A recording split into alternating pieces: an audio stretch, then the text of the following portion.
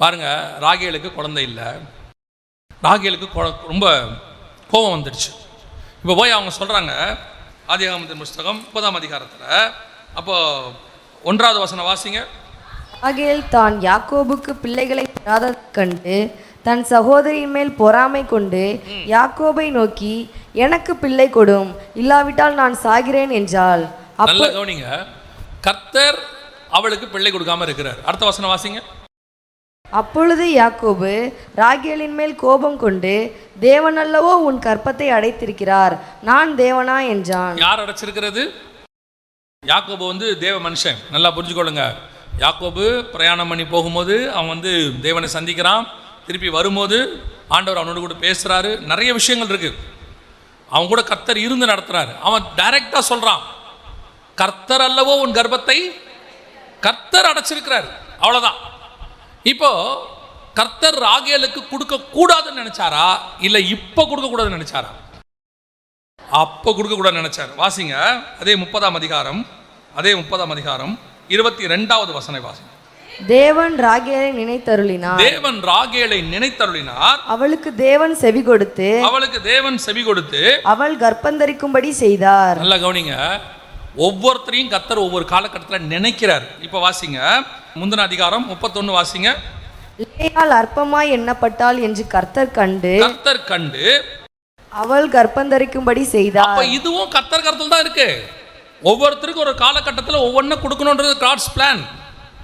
இப்ப ராகேலுக்கு கொடுக்க கூடாது என்று அல்ல, இப்ப கொடுக்க கூடாது. ஒரு நாள் வரும், கர்த்தர் நினைத்தருளுவார். அது கூட நீங்க என்ன செய்யக்கூடாது? அவசரப்படக்கூடாது. உடனே அவசரம், பொறாமை, அதனுடைய விளைவு என்ன? உன்னை ஒரு திட்டத்தோட கொண்டு வந்து நான் ஒப்படைச்சிருக்கிறேன்.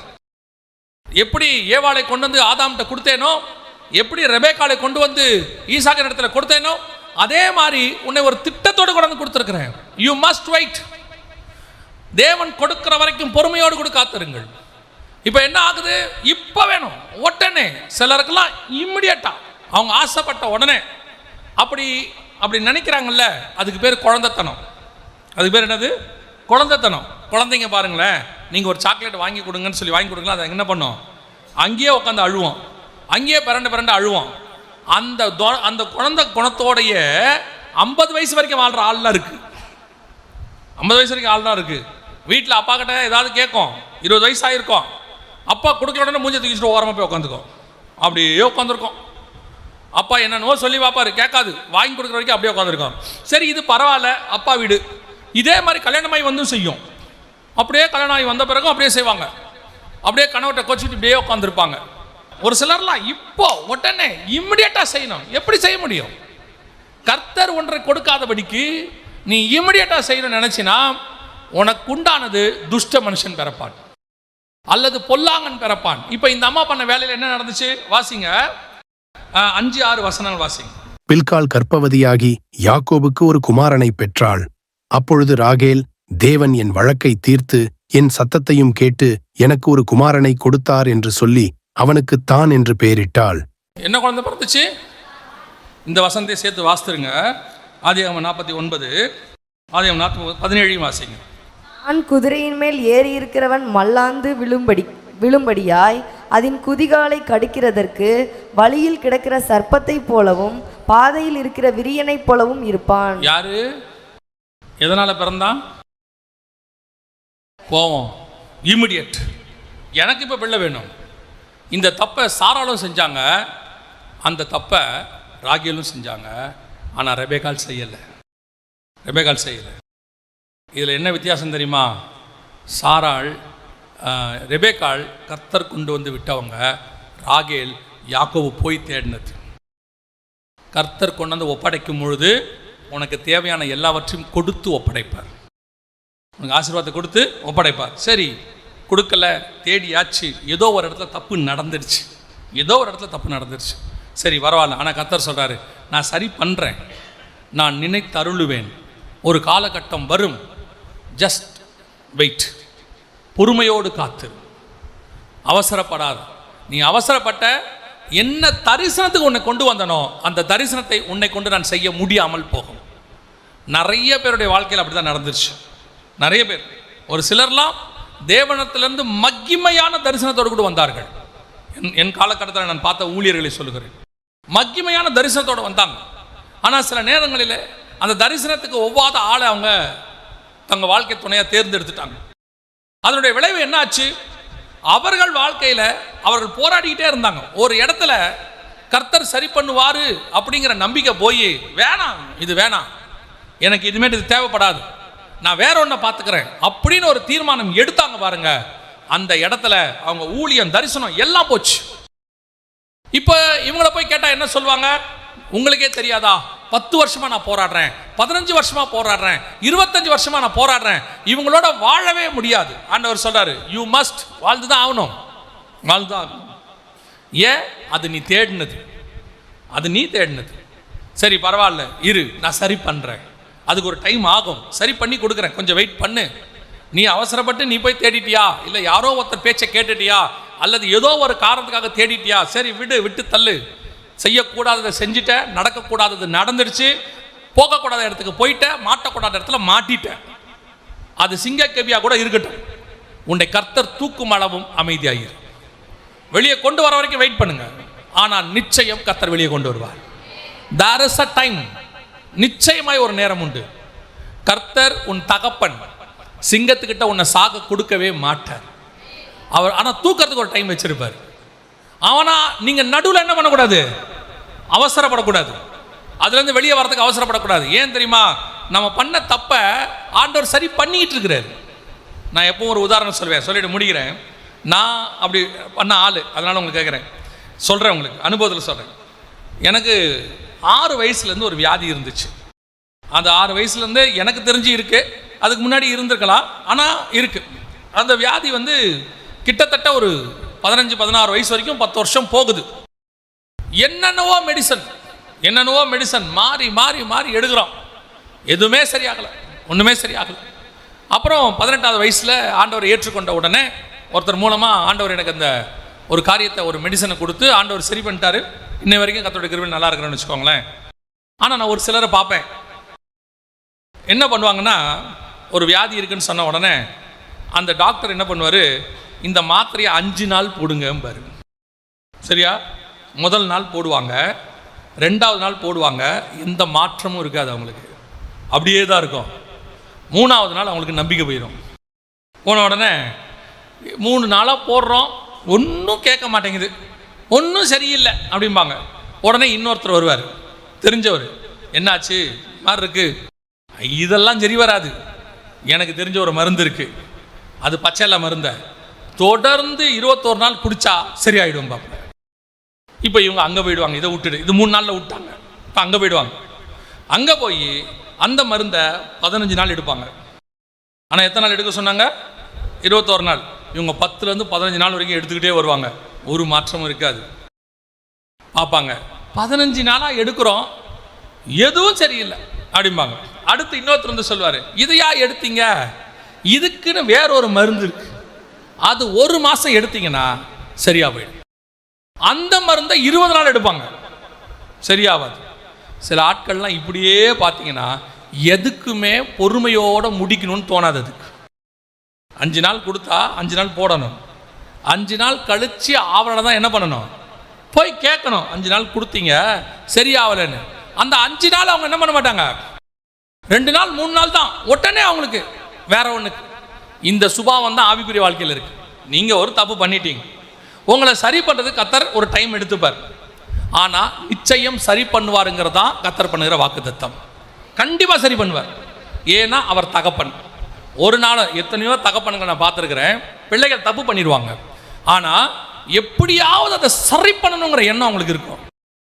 அன்லெஸ் பிள்ளைகள் இடம் கொடுக்கலன்னா ஒன்றும் பண்ண முடியாது. அந்த பிள்ளைகள் இடம் கொடுத்தா அதை எப்படியாவது சரி பண்ணி காப்பாற்றிடணும்னு நினைப்பாங்க, தகப்பனோ தாயோ எல்லாருமே.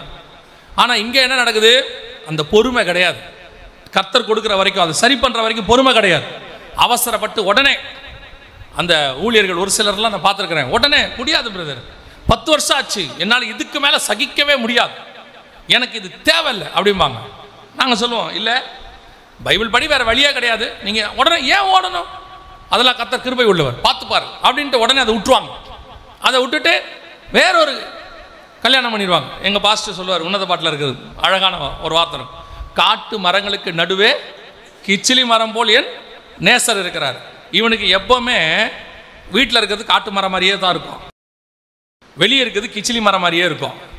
போய் உக்காந்தா தான் தெரியும் அது இதை விட மோசமான காட்டு மரம். சரி, இது காட்டு மரமாக இருக்குன்னு இன்னொன்று போய் உட்காந்தா அது முள்ளு மரம். கடைசியாக இந்த மரத்துக்கிட்டே வந்துடுவான். அந்த மரத்துக்கு இந்த மரம் எவ்வளவோ தேவலை. ஆண்டவர் சொல்வார், அதுக்கு தான் உன்னை இங்கேயே இருன்னு. எனக்கு தெரியும் நீ எங்கே சுற்றினாலும் இந்த மரத்துக்கிட்ட தான் வரணும். அது சகோதரிகளுக்கும் பொருந்தும், சகோதரர்களுக்கும் பொருந்தும். சில அம்மாக்கள்லாம் சொல்லும், உங்ககிட்ட இருக்கிறதுக்கு பேசாமல் நான் எங்கள் அப்பா வீட்டுக்கே போயிடுவேன். அந்த ஆள் அப்பயே சொல்லுவான், வேணாம், என்னை தவிர உன்னை யாரும் வச்சுக்க முடியாது. எங்கள் அப்பா என்னை ராணி மாதிரி வச்சுருப்பார் அது கல்யாணம் ஆகிற வரைக்கும். அப்புறம் போனீங்கன்னா கூனி மாதிரி தான் வச்சுருப்பார். வீட்டில் எல்லா வேலையும் பார்க்கணும், அங்கே எதுவும் பேச முடியாது. ஏதாவது மீறி பேசினா உங்கள் வீட்டில் இருக்கிற அண்ணி உங்களை வேறு வார்த்தை சொல்லும், ஆமாம் விட்டுட்டு வந்து இங்கே உட்காந்துருக்கா இவ அப்படின்னு. அடிக்கிற அடியில் பாருங்கள், பேசுகிற பேச்சில் ஒரு வாரம் கழிச்சு தானாகவே வரும் ஃபோன். வந்தால் கூப்பிட மாட்டிங்களா? ஏன்னா அங்கே இருக்க முடியல. அதான் விஷயமே. நல்லதோ பெள்ளதோ, அது காட்டு மரமோ என்ன மரமோ, அதோடு கூட கடைசி வரைக்கும் என்ன பண்ணிடணும், ஓடிடணும். சில நேரங்களில் பொறுமை எவ்வளோ பெரிய காரியத்தை சாதிச்சு கொடுக்கும். அதை விட உங்கள் தரிசனம் நிறைவேறுவதற்கு பொறுமையோடு காத்திருங்க. ரெபேக்காளுக்கு அந்த பொறுமை இருந்துச்சு, ராகேலுக்கு அந்த பொறுமை இல்லை, சாராளுக்கு அந்த பொறுமை இல்லை. 90 வயசு ஆயிடுச்சு, இவங்களுக்கு அந்த பொறுமை இல்லை. 20 தங்க சகோதரிக்கு குழந்தை பிறக்குது. ஆண்டவர் சொன்னார், பொறுமையோடு இரு, உன்னை நினைத்தருகிற காலம் ஒன்று வரும். ஏன்னா உன்னை அழைத்தவர் உண்மை உள்ளவர். ஒருவேளை ராகேல் யாக்கோபுடைய கூட வந்த ஒரு ஆளாக இருக்கலாம், கர்த்தர் சித்தம் இல்லாமல் கூட இருக்கலாம். ஆனாலும் நீ யாக்கோபோடு கூட வந்திருக்கிறாய். யாக்கோபு உன்னை நேசிச்சிருக்கிறான். உன்னை நான் கைவிடவே மாட்டேன், உன்னையும் நினைத்தருளுவேன், உனக்கு ஒரு குமாரனை தருவேன். ஆனால் எப்படி இருக்கும் தெரியுமா? அது யோசேப்பாக இருக்கும், கனித்தரும் திராட்சை செடியாக இருக்கும். யோசேப்பை போல ஒருத்தனை உங்களுக்கு ஆண்டவர் கொடுப்பாரு. எவ்வளோ ஆசீர்வாதம் பாருங்கள்.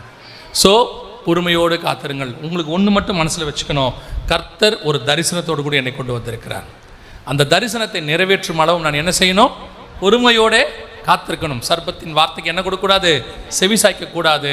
எனக்கு அவசரப்பட்டு என்ன செய்யக்கூடாது? எனக்கு பிள்ளை கொடுன்னு கேட்கக்கூடாது.